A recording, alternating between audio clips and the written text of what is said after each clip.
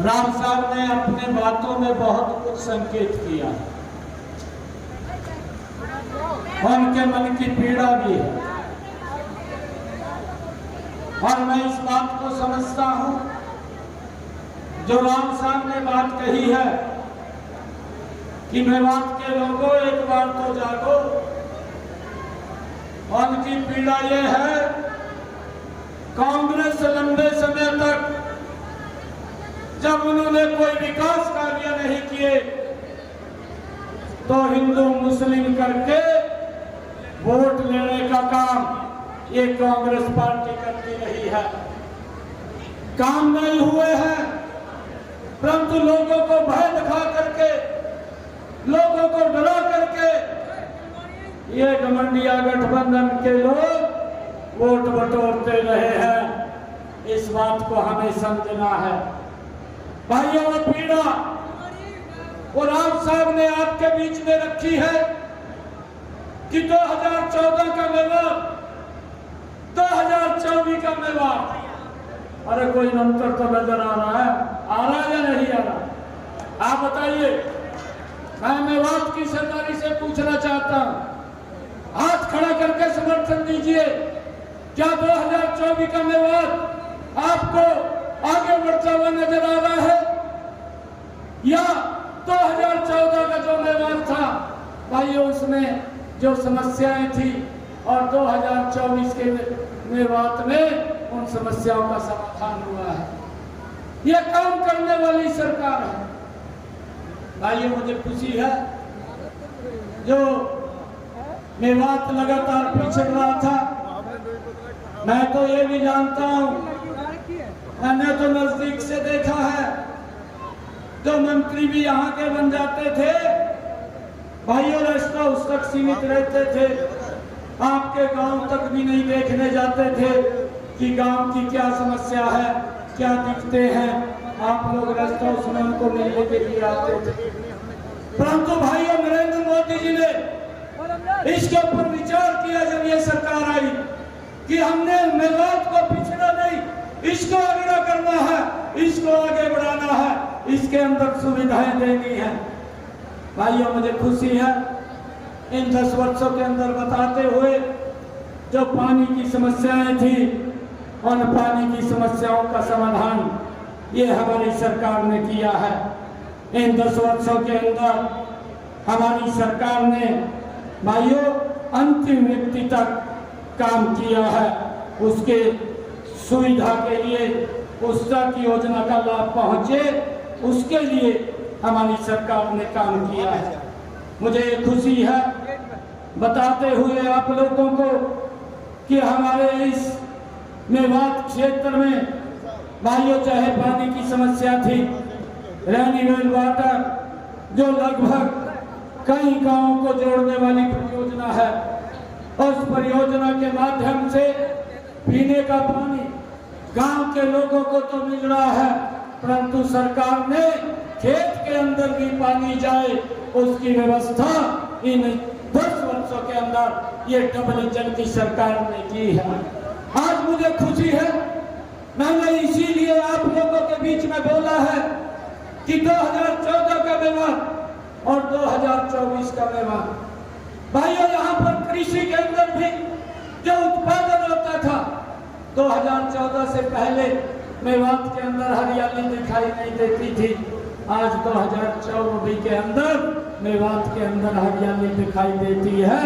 ये नरेंद्र मोदी जी और double engine सरकार की नीतियों का परिणाम है भाई, और उसको आगे बढ़ाने का काम ये हमारी सरकार कर रही है।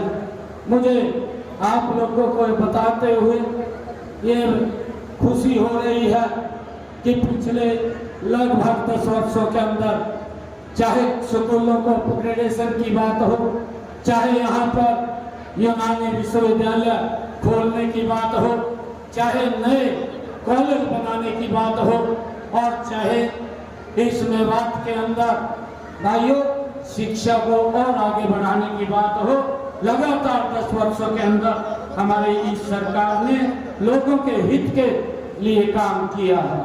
मैं देखता हूं इन 10 वर्षों के अंदर चाहे मेवात के अंदर भाइयों इंडस्ट्री लेकर के आने की बात हो, ये भी अगर काम किसी ने किया है, राम साहब आपके बीच में बैठे हैं, भाइयों आपकी आवाज को दिल्ली की लोकसभा में बड़े बुलंद तरीके से रखते हैं और उसका परिणाम है कि रोज का नेब के अंदर ये IMT बनाने का काम अगर किसी ने किया, ये हमारी सरकार ने, भाई डबल इंजन की सरकार ने किया। ये सोच ये सरकार की है कि हमें वक्त पिछड़ा नहीं, आगे बढ़ना चाहिए। ये आकांक्षी जिला था, परंतु पूर्व की सरकारें इसको आप लोगों के हालात के ऊपर छोड़ देती थी, इसके अंदर कोई सुविधा नहीं थी।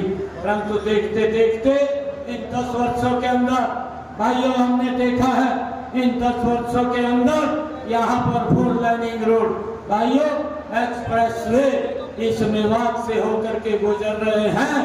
आने वाले समय के अंदर ये मेवात भी विकास की गति के अंदर तेजी से आगे बढ़ रहा है, ये पीछे नहीं रह रहा है। भाइयों जब सरकार इस चिंता से काम करती है तो हम सब की भी ड्यूटी बनती है कि यहाँ से कमल का फूल नरेंद्र मोदी जी बड़े मैंडेट के साथ जीत करके तीसरी बार उनको इस देश का प्रधानमंत्री बनाने का काम करें। भाइयों हम सब ने आज इस संकल्प रैली में ये संकल्प लेकर के जाएंगे, औरों को भी बताएंगे। अभी जो बात राज साहब ने कही है, मैं भी देख रहा था भाइयों, इन 3 लोक विधानसभा सीटों से यहाँ से नंबर 1 से जीत अगर किसी की हो, कमल के फूल के ऊपर वो राव इंद्रजीत की जीत होनी चाहिए, ताकि नरेंद्र मोदी जी को भी और हमें भी ये एहसास होना चाहिए कि जो विकास किया है उसके ऊपर फूल आए हैं और मेवात ने फूल को खिलाने का काम किया है। भाइयों मैं आप लोगों को विश्वास दिलाता हूँ, पीछे भी आदरणीय मनोहर लाल जी ने विभिन्न प्रकार की योजनाएं बना करके मेवात को आगे बढ़ाने का काम किया है। हमारे यहाँ के हसन मेवाती खां जैसे वीर शूरवीर जिन्होंने इस भारत की एकता के लिए, इस भारत की अखंडता के लिए भाइयों लगातार इस मेवात को आगे बढ़ाने का काम किया है। ऐसे महापुरुष के दिवस को भी यही मेवात के अंदर बड़खली चौक के ऊपर मनाने का भाइयों हमें अवसर दिया है। और हमें अपने पूर्वजों को जिन्होंने इस मेवात के योगदान में, इस विकास मेवात के विकास के अंदर अपना योगदान दिया है, भाइयों ऐसे महापुरुषों को भी हमने याद करने का ये मौका मिला है। मैं आप लोगों से ये कहना चाहूँगा, क्योंकि कांग्रेस पार्टी के शासन के अंदर क्या हालात होते थे भाइयों, बिजली भी उपलब्ध नहीं होती थी, मात्र 2 घंटे 3 घंटे बिजली आप लोगों को गर्मियों में उपलब्ध होती थी। परंतु इस व्यवस्था का भी सुधारीकरण अगर किसी ने किया, ये हमारी सरकार ने किया है। और भाइयों लगातार, क्योंकि जब मैं लेबर मंत्री था उस समय में भी मैं यहाँ मेवात के अंदर आकर के विभिन्न योजनाएं के लोगों तक पहुँचे, उसको सुनिश्चित करने का काम भी वो हमने किया था। भाइयों मैं आप लोगों से ये आग्रह करूंगा कि इस जो कांग्रेस पार्टी इसको पिछड़ा जिला मान करके इसको आप लोगों के हालात के ऊपर छोड़ देती थी, परंतु कभी भी इसके अंदर विकास की कोई योजना उन्होंने नहीं चलाई, उसको भी हमने समझना है। भाइयों आज भी उनकी सोच है, आज उन्होंने जो घोषणा पत्र निकाला है, भाइयों हमने विचार करना चाहिए कि कांग्रेस क्या बोलती है, क्या करती है। मैंने आप लोगों के बीच में कहा है कि कांग्रेस की सोच है कि हिंदू मुस्लिम करो और बीच में दंगे कराने का काम करो और उसके बाद वोट बटोरने का काम करो, वोट लेकर के उनके हालात के ऊपर छोड़ने का काम करो। परंतु भाइयों ये सोच भारतीय जनता पार्टी की नहीं है। भारतीय जनता पार्टी अगर काम करती है, देश के 140 करोड़ लोगों के लिए काम करती है, हर व्यक्ति को भाइयों लाभ पहुंचे, इस आधार के ऊपर सरकार योजना और नीति बना करके लोगों तक पहुंचाने का काम करती है। मुझे इस बात का आप लोगों के बीच में कहते हुए कि कांग्रेस वही कर रही है, वो अब भी डराने का ही काम कर रही है, डरा करके वोट लेने का काम करती है। भाइयों वो बताए कि हमने 10 वर्षों के अंदर 55 साल 60 साल जो शासन देश के ऊपर किया है, उस शासन के अंदर कितने विकास के कार्य उन्होंने किए हैं। और भाइयों हमने कितने विकास के कार्य इस मेवात के लिए किए हैं, हम भी उनको बताने के लिए तैयार हैं।